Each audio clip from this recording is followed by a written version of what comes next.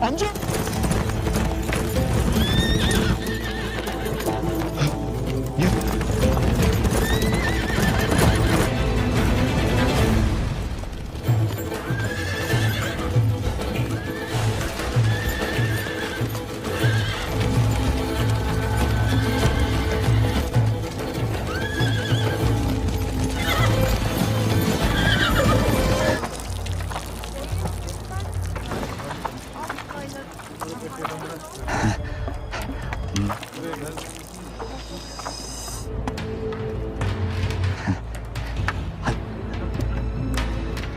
Sayra Hatun. Hele! Buraya da, buraya da!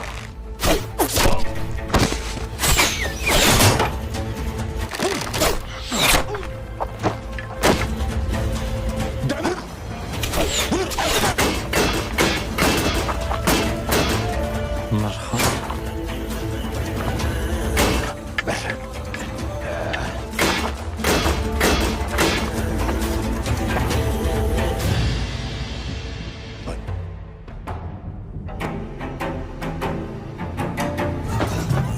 Hacı.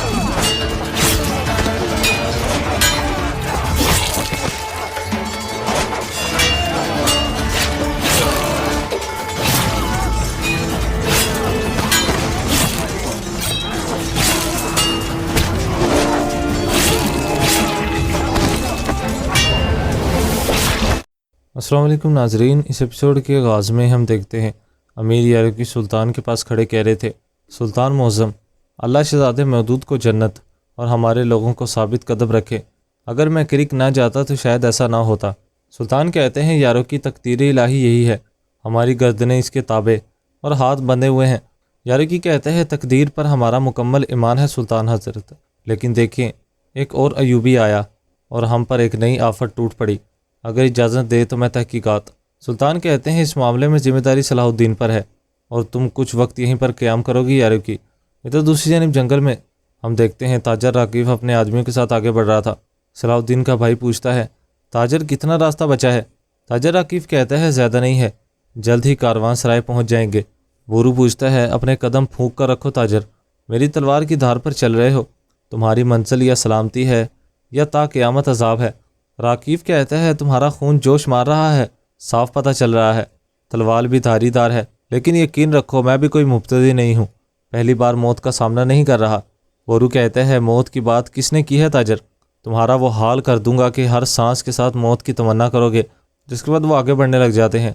ادھر دوسری جانب شہنشاہ مارلک کھڑے کہہ رہے تھے، جبکہ تاجر راکیف ہمارے پاس نہیں ہے تو ماریا کو مینوس کی مدعو نہیں کر سکتے ہیں۔ ولیم کہتا ہے جناب علی، میں پہلے ہی پیغام بھیج چکا ہوں۔ شہنشاہ کہتے ہیں خداوند ہماری مدد فرما۔ اتنے میں ہی لارڈ گائے پہنچ کر کہتا ہے جناب علی، اگر اجازت دے تو فوراً بورو اور راکیف کے پیچھے جانا چاہوں گا، ان کے لیے خصوصی دستہ تیار کیا ہے۔ شہنشاہ اگر کہتا ہے اس بورو نامی بچے نے تمہیں ایک بار شکست دی ہے، اگر دوسری بار ایسا ہوا؟ لارڈ گائے کہتا ہے اب ایسا نہیں ہوگا، راکیف کو آپ کے پاس لے کر آؤں گا، آپ بالکل بھی شک نہ کریں۔ شہنشاہ کہتے ہیں یاد رکھو لارڈ گائے، یہ اپنی کچلی گئی عزت بحال کرنے کا آخری موقع ہے۔ ادھر دوسری جانب صلاح الدین ایک سرائے میں موجود تھے۔ خلیل آ کر کہتا ہے اندر نہیں ہے وزیر محترم۔ صلاح الدین کہتا ہے یقیناً ہمارے قابو آ جائیں گے۔ اتنے میں وہاں پر استیز پہنچ کر کہتا ہے وزیر محترم، بورو کے پاس آنے سے قبل قاہرہ سے یمن جانے والے راستے میں کچھ واقعات پیش آئے ہیں۔ صلاح الدین کہتا ہے کیسے واقعات؟ استیز کہتا ہے بہت سے غلام تاجروں کو پکڑ لیا گیا ہے، کچھ مارے گئے ہیں، اس واقعے سے علاقے میں زبردست کھلبلی مچ گئی ہے۔ صلاح الدین کہتا ہے کیا بورو نے غلاموں کے تاجروں کو قتل کیا ہے؟ استیز نام میں اپنا سر ہلاتا ہے۔ صلاح الدین کہتا ہے بورو نے یمن کے راستے میں غلاموں کے تاجروں کو جس وجہ سے قید کیا تھا، راکیف کو بھی اسی وجہ سے پکڑا ہوگا، ان کا کوئی نہ کوئی مقصد تو ہوگا۔ اتنے میں وہاں پر دوسرے سپاہی پہنچتے ہیں اور کسی کو ساتھ لے کر آتے ہیں۔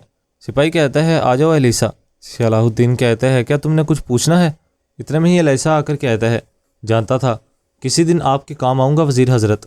ادھر دوسری جانب جنگل میں بہت سے بازنطینی سپاہی موجود تھے اور کسی چیز کا سراغ لگا رہے تھے۔ وہاں پر لارڈ گائے ان کے ہمراہ موجود تھا۔ لارڈ گائے کہتا ہے یہ عطر کی شیشی راکیف کی ہی ہے، محل میں کھانے کے دوران تیز خوشبو سونگھی تھی، اغوا کے مقام سے یہاں تک کا سراغ تو مل گیا ہے، وہ دوسرا راستہ استعمال نہیں کر سکتے ہیں، یقیناً ان کا کوئی مقصد ہے، کسی کاروان سرائے میں رک گئے ہوں گے۔ اہم سوال یہ ہے کہ وہ کن علاقوں سے گزر رہے تھے۔ ادھر دوسری جانب صلاح الدین پوچھ رہے تھے یمن کے راستے میں مارے گئے غلاموں کے تاجروں کے بارے میں معلومات ہے؟ آدمی کہتا ہے سنا ہے کہ وہاں پر بہت بڑا قتل عام ہوا ہے، ہمیں بتایا گیا کہ ہوشیار رہیں۔ صلاح الدین کہتا ہے ان لوگوں کو کیوں مارا گیا ہوگا؟ دوسرا آدمی کہتا ہے کہتے ہیں کہ دو خاص غلاموں کی تلاش میں تھے وزیر حضرت۔ بھائی بورا پوچھتا ہے وہ غلام کون ہے اور ان کی خصوصیات کیا ہیں؟ آدمی کہتا ہے لیکن اس قسم کے غلام خصوصی دکانوں میں خریدے اور بیچے جاتے ہیں، آپ وہاں سے مناسب معلومات حاصل کر سکتے ہیں۔ صلاح الدین کہتا ہے وقت ضائع کیے بغیر چلتے ہیں، تم ہمیں راستہ دکھاؤ۔ آدمی کہتا ہے وزیر محترم میں سپاہی نہیں ہوں، تاجر ہوں، امید ہے کہ میری کی گئی نیکی کا اجر ملے گا۔ صلاح الدین کہتا ہے تم کیا چاہتے ہو، صاف صاف بتاؤ۔ تاجر کہتا ہے مجھے مصر میں تجارت کرنے دیں، بس یہ چاہتا ہوں۔ صلاح الدین کہتا ہے انسانوں کی تجارت نہیں کرو گے، صرف اس شرط پر اجازت دوں گا۔ تاجر ہاں میں اپنا سر ہلا کر کہتا ہے ہم نہیں کریں گے وزیر۔ دوسرا کہتا ہے توبہ، اللہ کی قسم ایسا ہرگز نہیں کریں گے وزیر حضرت۔ تاجر کہتا ہے لیکن ایک اور معاملہ بھی ہے۔ ادھر دوسری جانب سلطان موجود تھے۔ اتنے میں ہی وہاں پر اصفہانی آ کر کہتے ہیں ابھی تک کوئی خبر نہیں ملی ہے میرے سلطان۔ سلطان کہتے ہیں صلاح الدین اگر راکیف اور بورو کو میرے پاس نہیں لا پائے تو اس معاملے کا انجام بہت برا ہوگا، بہت زیادہ برا۔ ادھر دوسری جانب تاجر کھڑا کہہ رہا تھا وزیر حضرت اس سرائے میں داخل ہونے کے لیے خصوصی اجازت درکار ہے۔ استیز کہتا ہے تمہارے سامنے مصر کے وزیر ہیں گستاخ۔ تاجر کہتا ہے غلط مت سمجھیے گا، آپ کے لیے یقینی طور پر نہ کھلنے والا کوئی دروازہ نہیں ہے، لیکن اگر کسی ہنگامی رائے کے بغیر مسئلہ حل کرنا چاہتے ہیں تو آپ کے لیے میرے مہمانوں کے طور پر داخل ہونا مناسب رہے گا۔ دوسرا آدمی کہتا ہے اور وہ بھی غیر مسلم۔ صلاح الدین کہتا ہے آپ سرائی کے ارد گرد نگرانی کریں گے اور میں اور خلیل اندر جائیں گے، جس کے بعد وہ سب وہاں سے روانہ ہو جاتے ہیں۔ اس ایپیسوڈ کا اختتام اسی مقام پر ہو جاتا ہے۔ اگر آپ کو یہ ایپیسوڈ پسند ہے تو ویڈیو کو لائک کر دیں اور چینل کو سبسکرائب کر دیں، ساتھ دی کے بیل نوٹیفیکیشن کو آل کرنا ہرگز نہ بھولیے گا۔ اب ملاقات ہوگی انشاءاللہ نیکسٹ ویڈیو میں، تب تک کے لیے اپنا خیال رکھیں، دعاؤں میں یاد رکھیں، ایسے ہی ہمارے ساتھ جڑے رہیے گا۔ مزید آپ کا کوئی بھی سوال ہو کمنٹ باکس میں اپنی قیمتی رائے سے ضرور آگاہ کر دیجیے گا، اور اگر آپ کسی اور نئی سیریز جیسے کہ اورحان غازی سیریز بہت ہی جلد ریلیز کی جانے والی ہے، اس کے متعلق کوئی بھی سوال پوچھنا چاہتے ہیں، یا آپ کے ذہن میں کسی قسم کے کوئی شکوک و شبہات ہے جو کہ آپ دور کرنا چاہتے ہیں، تو اپنی قیمتی رائے سے کمنٹ باکس میں ہمیں آگاہ کر دیجیے گا۔ آپ کو فوراً رپلائی کر کے یا اس پر ایک خاص ویڈیو بنا کر آپ کو آپ کی معلومات سے آگاہ کر دیا جائے گا۔ اب ملاقات ہوگی نیکسٹ ویڈیو میں، اپنا خیال رکھیں، اللہ نگہبان۔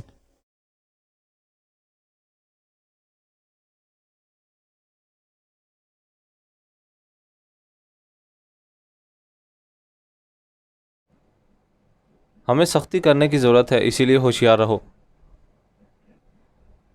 سپاہی کہتا ہے کیا کچھ گڑبڑ ہے میرے امیر؟ صلاح الدین کہتا ہے کچھ غلط نہ ہو اسی لیے یہ سب کچھ کہہ رہا ہوں۔ ایک اور سپاہی کہتا ہے یعنی کہ جب ہم پہلے سے ہی محتاط حالت میں ہیں، کوئی اور پریشانی ہے جس کے لیے آپ ہمیں دوبارہ سے خبردار کر رہے ہیں، اسی لیے ہمیں تجسس ہوا ہے امیر۔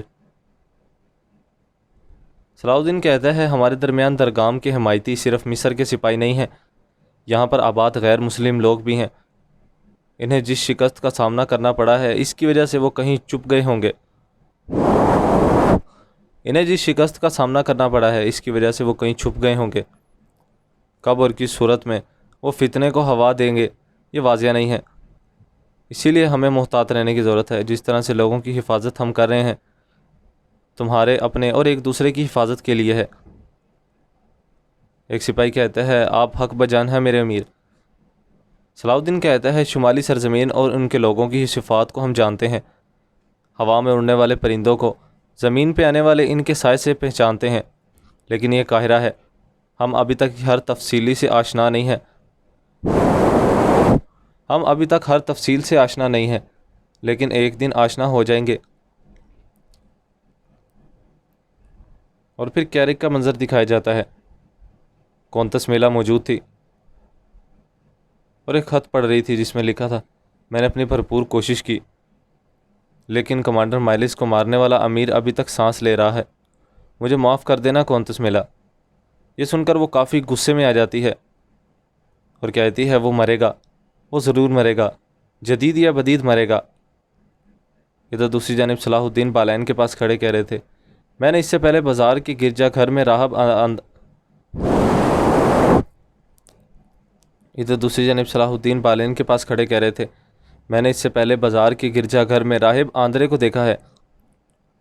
بالین کہتا ہے کیسے، یعنی کہ کیا تم ایک دوسرے کو جانتے ہو؟ وہاں پر ایک اور شخص کھڑا تھا، کہہ رہا تھا نہیں جانتے، جب میں وہاں پر راہب برونو کو ڈھونڈنے گیا تھا۔ صلاح الدین کہتا ہے لیکن تم اس گرجا گھر کے راہب کی طرح تھے۔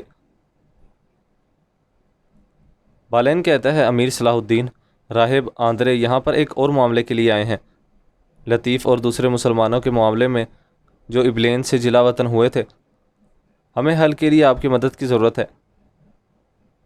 ادھر دوسری جانب کونتس میلہ موجود تھی اور کہہ رہی تھی یعنی کہ عظیم کمانڈر مائلس بالکل اکیلا چھوڑ دیا گیا ہے، یعنی کہ اتنے خطرناک اور مشکل خطرات سے نہتہ نبٹنے والے سپاہی کی عظیم ترین بادشاہت حفاظت نہیں کر سکی۔ عظیم عیسیٰ علیہ السلام میرے گواہ بنے، میں ایک تو میرے شوہر کو اس کی قسمت کے حوالے کرنے والوں سے، اور دوسرا اس کے سینے میں تلوار سے وار کرنے والے اس صلاح الدین سے انتقام لوں گی۔ وہ کمانڈر مائلس کی قبر پر بیٹھ کی اور پھر کونتس میلہ کمانڈر مائلس کی قبر پر کھدائی کرنے لگتی ہے اور وہاں پر خنجر گاڑ دیتی ہے اور ایک بیج اٹھا کر کہتی ہے یہ بیج جو جھوٹ اور برائی کو ختم کرنے کی طاقت رکھتا ہے تمہارے سینے میں کھلے، یعنی کہ پروان چڑھے گا مائلس، جسے وہ وہاں پر قبر میں دفناتے ہوئے کہتی ہے قوت یعنی کہ طاقت اور اقتدار کو اپنی رگوں میں سموئے یہ درخت ظلم کے خلاف جیسے جیسے آسمان کی جانب پڑے گا، میرے اندر جلتی میرے اندر جلتی انتقام کی آگ کے شعلے میں پڑتے جائیں گے، میرے اندر بڑھتی انتقام کی آگ کے شعلے بڑھتے جائیں گے۔ راحت میں رہو مائلز، میں انتقام لوں گی ہر ایک سانپ سے جس نے تمہیں قبر میں لا ڈالا ہے۔ ادھر دوسری جانب صلاح الدین کہہ رہے تھے تمہارا منصوبہ کام کر سکتا ہے لیکن پکڑے گئے تو تم اسے کسی کو سمجھا نہیں سکتے ہو۔ بالین کہتا ہے قلعے کا کماندار راہب آندرے کو قریب سے جانتا ہے اور اس کا مشکور بھی ہے، وہ بخوبی ہمارے لیے اپنا دروازہ کھولے گا۔ وہاں پر کھڑا شخص کہتا ہے، حکیم لطیف کہتا ہے کئی سالوں کے بعد ہمیں جو کچھ ہمارا حق ہے اسے واپس لینے کا موقع ملا ہے، برائے کرم امیر صلاح الدین ہماری مدد کریں۔ صلاح الدین کہتا ہے ٹھیک ہے، میں اپنی بہترین آدمیوں کو تمہارے ساتھ بھیجوں گا۔ ایک اور آدمی کہتا ہے لیکن ہمیں خاص طور پر کس کی ضرورت ہے؟ صلاح الدین کہتا ہے کس کی ہے؟ آدمی کہتا ہے شمسا کی۔ بالین کہتا ہے شمسا؟ وہ والی عورت جس نے گانا گایا تھا اور ہمیں بچایا تھا۔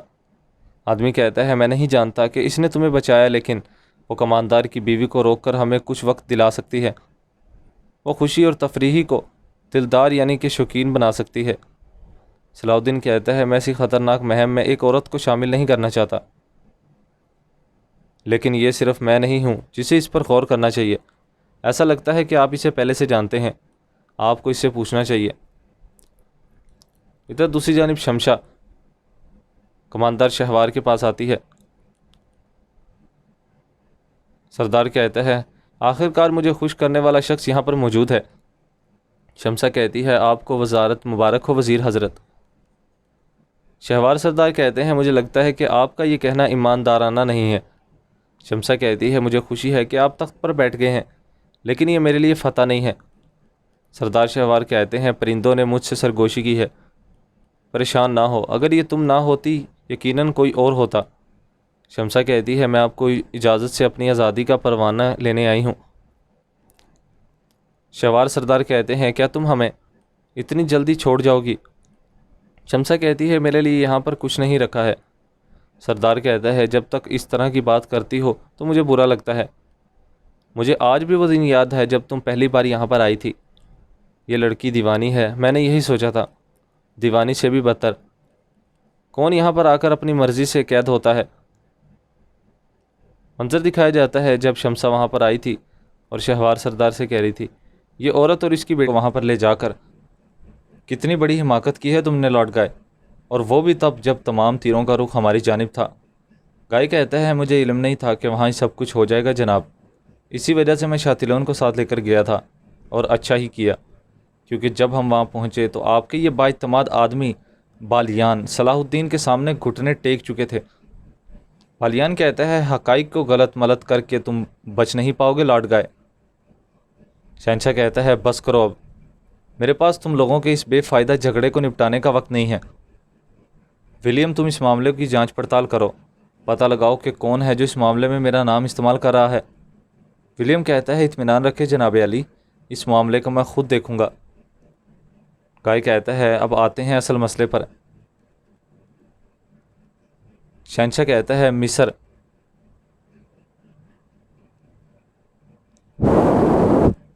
شہنشاہ کہتا ہے اب آتے ہیں اصل مسئلے کی طرف، یعنی کہ مصر کی طرف۔ ادھر دوسری جانب سلطان نور الدین کہہ رہے تھے یہ شاہور تو کنٹرول سے باہر ہو چکا ہے، بظاہر وہ صلیبیوں کو تجارتی مقاصد سے بلا رہا ہے۔ صلاح الدین کھڑا کہہ رہا تھا غزہ کے اوقات کو مصر سے ملا کر دیکھنا ہوگا۔ سلطان کہتے ہیں قدس سے حاصل ہونے والی معلومات پر غور کیا جائے تو امارلک کا ہدف بالکل واضح ہے۔ صلاح الدین کہتا ہے قدس سے کیسی خبریں حاصل ہوئی ہیں سلطان؟ سلطان کہتے ہیں سب جانتے ہیں کہ مصر کی گندم سے ہی قدس کی ضرورت پوری ہوا کرتی تھی۔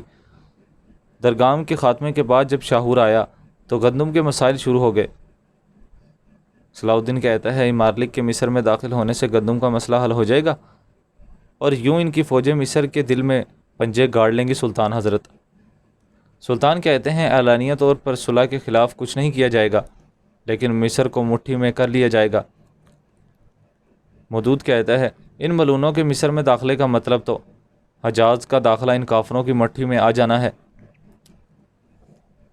شیرکو کہتا ہے سلطان حضرت، اگر کافر مصر میں پاؤں جمانا شروع ہو گئے تو ان لوگوں کو وہاں سے نکال باہر کرنا مشکل ہو جائے گا۔ میرا مشورہ ہے کہ ان کے پہنچنے سے پہلے ہمیں وہاں پر جام پہنچنا چاہیے۔ صلاح الدین کہتا ہے اور میرا ایسا کرنے کا مشورہ نہیں ہے سلطان، چھوڑیں داخل ہونے دیں۔ ادھر دوسری جانب شہنشاہ مارلک کہہ رہا تھا ہمارے گندم کے ذخائر اختتام پذیر ہونے والے ہیں۔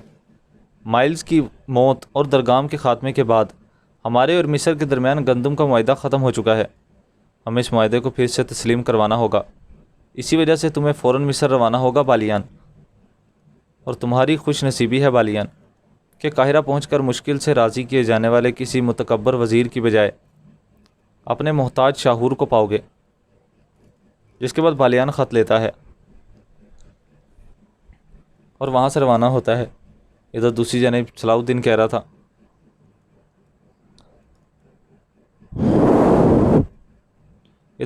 سلطان کہہ رہے تھے یہ کیا کہہ رہے ہو صلاح الدین؟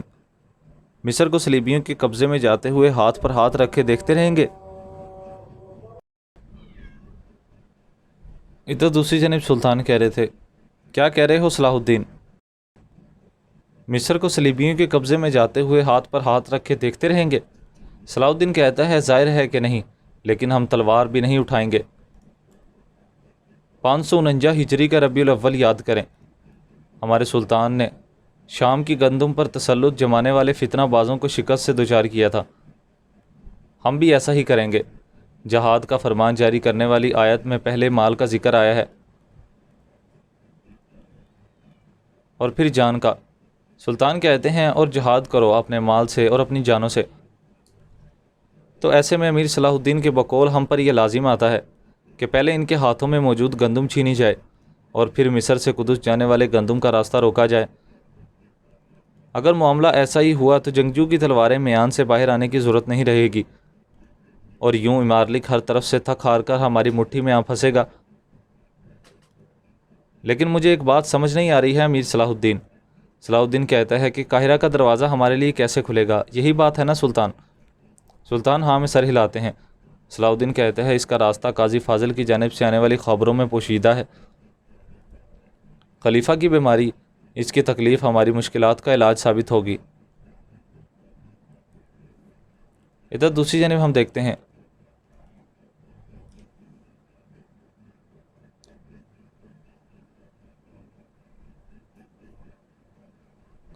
سبیلا کونت کے ساتھ بیٹھی تھی۔ کونت کہہ رہی تھی گیوم کے زندہ ہونے پر شکر ادا کرنا چاہیے سبیلا۔ سبیلا کہتی ہے کم از کم وہ زمین کے نیچے تو نہیں ہے۔ مجھے افسوس ہے میلا، میں تمہارا دکھ تازہ نہیں کرنا چاہتی تھی۔ کونت کہتی ہے کوئی بات نہیں۔ سبیلا کہتی ہے مائلز کی موت سے تم دنیا کھو بیٹھی ہو اور فقیر ہو کر رہ گئی ہو، لیکن ہم جنت کے مالدار ہوں گے ہیں۔ سبیلا کی کونت کہتی ہے اور کتنی خوش نصیبی کی بات ہے، ہمیں اس دنیا میں مالدار بنانے کے لیے بھی ایک جان آ رہی ہے۔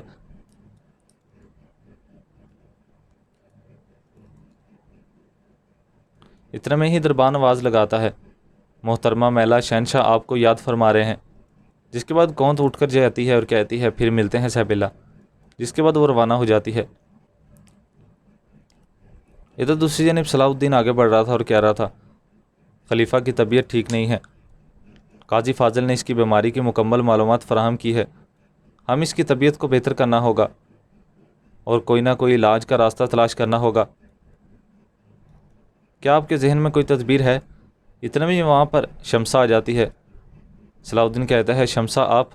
اتنے میں ہی عمر ملا حضرت بھی وہاں پر پھر رہے تھے، اور جیسے ہی وہ صلاح الدین کو اور شمسہ کو دیکھتے ہیں اور کہتے ہیں یا اللہ حفاظت فرما۔ ادھر دوسری جانب ہم دیکھتے ہیں شہنشاہ مارلک کہہ رہے تھے ہم مصر میں اپنے پاؤں جمانے جا رہے ہیں میلا، اور اس کام کا آغاز قاہرہ کے بازار سے ہوگا کہ نہیں، بلکہ ہماری اپنی نسل تمام ایوبیوں کے لیے عزت کی بات ہے۔ اتنے میں ہی وہاں پر یاروکی آتا ہے اور کہتا ہے ایوبیوں کو کس چیز نے عزت دی ہے؟ شیرکو کہتا ہے ہم نے ایک بار پھر اپنے سلطان کو مایوس کیا، لیکن اب ہم نے اسے پورا کر لیا ہے۔ صلاح الدین کہتا ہے ہم اس بارے میں بات کر رہے تھے کہ اصل امتحان اب سے شروع ہوتا ہے، زمین جتنی بڑی ہوگی ہمارا بوجھ اتنا ہی زیادہ ہو گیا ہے۔ شیرکو کہتا ہے تم ٹھیک کہتے ہو صلاح الدین، جیسے ہی ہمارے سلطان کا حکم پہنچے گا، کیا جلدی ہے امیر شیر کو؟ یاروکی کہتا ہے کیا جلدی ہے امیر شیر کو، تخت یہاں پر ہے، یہ بھاگ نہیں رہا ہے۔ شیرکو کہتا ہے یہ اچھی بات نہیں ہے کہ ظاہر میں تاخیر ہو یاروکی، اس کے علاوہ تخت نہیں بھاگ رہا بلکہ لوگوں کا امن ہے، لہٰذا ہمیں فوری طور پر نظام برقرار رکھنا ہوگا۔ صلاح الدین کہتا ہے دراصل ایک معاملہ ہے جس کو ہمیں حل کرنے کی ضرورت ہے، صلیبیوں سے لیا گیا مال غنیمت۔ یاروکی کہتا ہے ان کو کیا ہوا؟ صلاح الدین کہتا ہے صلیبیوں سے جو کچھ ملا ہے ہمیں وہ سب کچھ مصر کے لوگوں میں تقسیم کرنا چاہیے۔ یاروکی کہتا ہے یہ تم کیا کہہ رہے ہو صلاح الدین؟ شام کا منظر دکھایا جاتا ہے۔ سلطان کہہ رہے تھے کیا قربانی کے جانور تیار ہیں اصفہانی؟ اصفہانی کہتا ہے 3 دن اور 3 راتوں کے جشن کے لیے تمام تیاریاں ہو چکی ہیں میرے سلطان۔ سلطان کہتے ہیں ہماری زمینوں کے آسمان پر اڑتے پرندے بھی بھوکے نہیں رہیں گے، ہر ایک کی ضروریات کا خیال رکھیں، خاص طور پر یتیم، غریب اور بے گھروں کا خیال رکھو کہ اللہ ہمیں مزید فتوحات حاصل کرنے میں مدد کرے۔ یہ آپ کے بیٹے امیر صالحہ کی خوش قسمتی ہے۔ اصفہانی کہتا ہے یہ آپ کے بیٹے امیر صلاح الدین کی خوش قسمتی ہے میرے سلطان، پہلے حرم اور اب مصر، کافروں کے تمام گھٹیا گھر ہیں ایک ایک کر کے کھولی جا رہے ہیں۔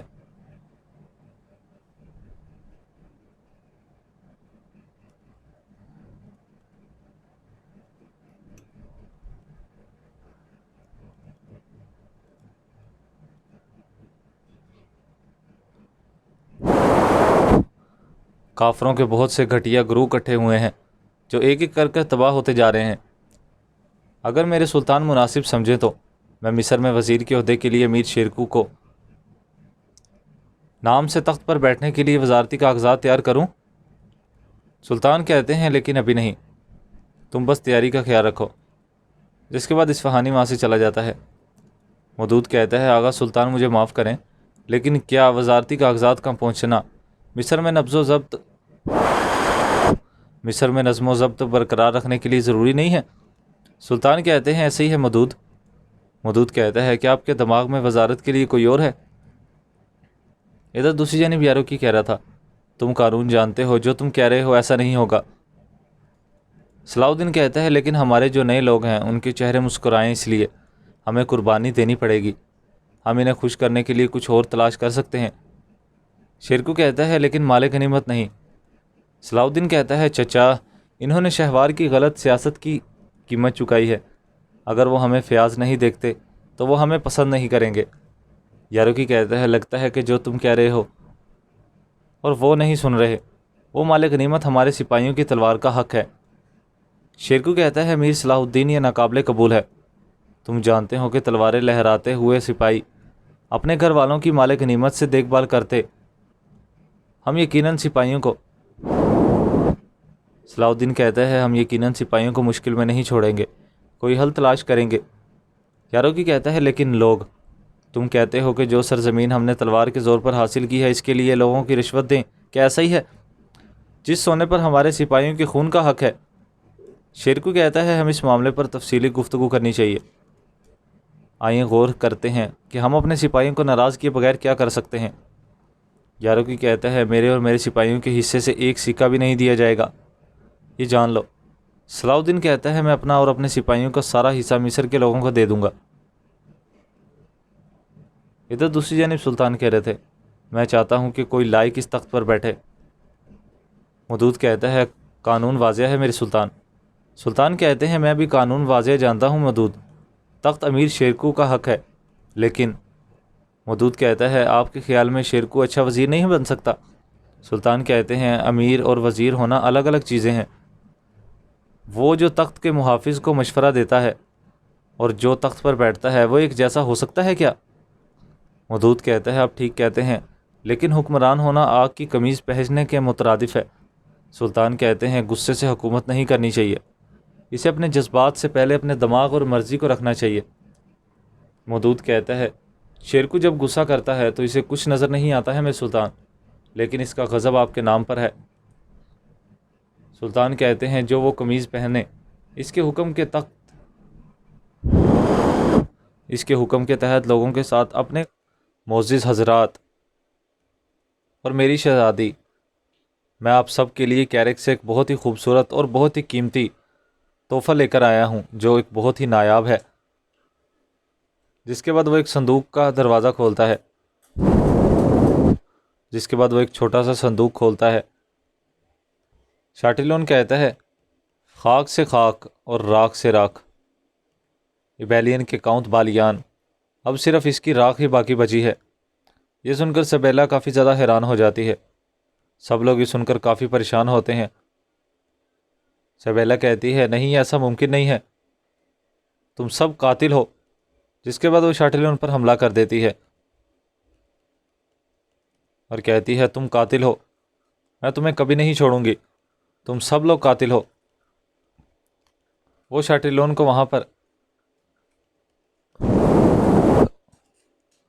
ادھر دوسری جانب ہم دیکھتے ہیں خلیل صلاح الدین کے پاس پہنچ کر کہتا ہے ادھر دوسری جانب خلیل راکیف کو لے کر صلاح الدین کے پاس پہنچتا ہے۔ راکیف کہتا ہے آپ نے مجھ سے ملنے کا پیغام بھیجا تھا وزیر حضرت۔ ہر چیز سے پہلے میں آپ کو بتانا چاہوں گا کہ میں ایک بہت ہی اہم تجارتی معاہدہ کر آیا ہوں۔ صلاح الدین کہتا ہے آپ نے کیا بیچا ہے اور بدلے میں کیا ملا ہے؟ راکیف کہتا ہے بہت سی چیزیں۔ صلاح الدین کہتا ہے آپ نے جو بیچا ہے وہ اگر کیرک کے غاروں میں پائی جانے والی شکر ہے تو اس سے اپنی امیدیں توڑ دیں، کیونکہ میں ان سب کو تباہ کر چکا ہوں۔ راکیف کہتا ہے یہ سب کیوں کیا؟ کیا آپ نے یہ ایسے کیا ہے؟ مجھے نہیں معلوم۔ آپ نے یہ کیسے کیا ہے مجھے نہیں معلوم۔ وہ سامان، صلاح الدین کہتا ہے وہ فصیلیں کاٹنے کے لیے تم جن غلاموں پر ظلم کرتے تھے وہ بھی اب تمہارے درمیان نہیں رہیں گے تاجر راکیف۔ ادھر دوسری جانب کارا تیگن بہت سے کاغذات دیکھ کر کہہ رہا تھا یہ بھی ہو گیا ہے، یہ سبزی کے سوداگروں کے لیے ہے۔ یہ سبزی کے سوداگروں کے لیے تو نہیں ہے، لیکن یہ سبزی کے سوداگروں کے لیے کی ہے۔ وہ وہاں پر کافی کشمکش میں تھا۔ وہ کہہ رہا تھا یہ زیورات کے سوداگروں کے لیے ہے۔ زیورات کے سوداگروں کے لیے؟ تم نے اسے سبزی کے سوداگروں کے لیے مختص کیا تھا کارا تیگن؟ چلو ذرا خود کو تھوڑا سنبھالو، یہ زیورات کے تصاوروں کے لیے ہے۔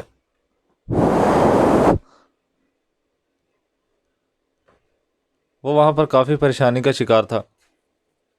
کارا تیگن کہتا ہے اس میں سے کچھ بھی میرا نہیں ہے، تو میں یہ سب کیسے لکھوں؟ اللہ، یہ سب تو پھر سے رل مل گئے ہیں، اب میں کیا کروں؟ یہ والا بھی نہیں ہے، سبزی کے سوداگروں والا۔ اب ان میں سے کون سا ہے سبزی کے سوداگروں والا؟ میں یہاں پر تحصیلدار بن کر آیا تھا، لیکن یہاں دیکھو میں کلرک بن گیا ہوں۔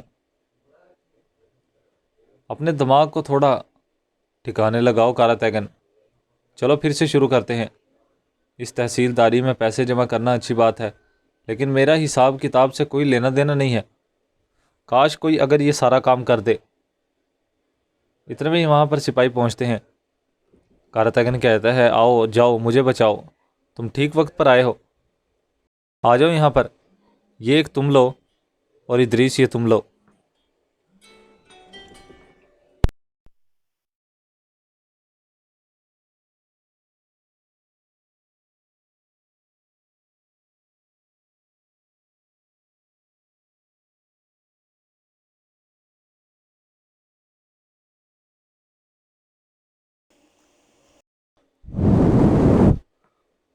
اسے تم لو اور تم بھی اسے لو ادریس۔ جس کے بعد وہ دونوں میں کاغذات تقسیم کرتا ہے اور کہتا ہے اب ان کی تاریخ اور وقت کے مطابق ان سب کی درجہ بندی کر دو، چلو شاباش جلدی کرو۔ سپاہی کہتا ہے ذرا دیکھو تو صحیح کارا تیگن، ہمیں ذرا سانس تو لینے دو۔ اتنے میں ہی وہاں پر جوہر پہنچتا ہے اور کہتا ہے دیکھو۔ کارا تیگن کہتا ہے دیکھو لانتی بدصورت آدمی آیا ہے، یہ بچھو یہاں پر کیا لینے آیا ہے؟ یہ یہاں کی برکتوں کو بھی اپنی نحوست سے ختم کر دے گا، نکل جاؤ یہاں سے۔ سپاہی پوچھتا ہے تم یہاں پر کیوں آئے ہو؟ جوہر کہتا ہے خلیفہ حضرت کے حکم سے، میں سربراہ تحصیلدار کو دیکھنے آیا ہوں۔ خلیفہ کا خزانہ وزیر کے محل میں منتقل ہو جائے، اس کے لیے آپ کو محل میں آنا ہوگا۔ کارا تیگن کہتا ہے ٹھیک ہے، تو وہ سربراہ تحصیلدار سے ملنا چاہتے ہیں۔ اچھا، یہاں سے اب گم ہو جاؤ، میں آ جاؤں گا، تم جاؤ۔ جس کے بعد جوہر وہاں سے روانہ ہو جاتا ہے۔ کارتاگن کہتا ہے آخر کار اسے یقین ہو گیا ہے، چلو پھر جا کر اسے حاصل کرتے ہیں۔ ہمیں منتقلی کے لیے مردوں کی ضرورت ہوگی، مردوں کی ضرورت ہوگی، چلو اب چلتے ہیں۔ جس کے بعد وہ وہاں سے روانہ ہو جاتے ہیں۔ ادھر دوسری جانب صلاح الدین کہہ رہا تھا تم نے مصر میں جو ناانصافی کا پہیہ قائم کیا تھا وہ اب الٹی سمت میں گھومنا شروع ہو گیا ہے۔ راکیف کہتا ہے اب یہاں کاروبار پہلے کی طرح نہیں چلے گا۔ صلاح الدین کہتا ہے ظلمت کی بجائے اب نور کے اجالے پھر سے پھیلنا شروع ہو گئے ہیں۔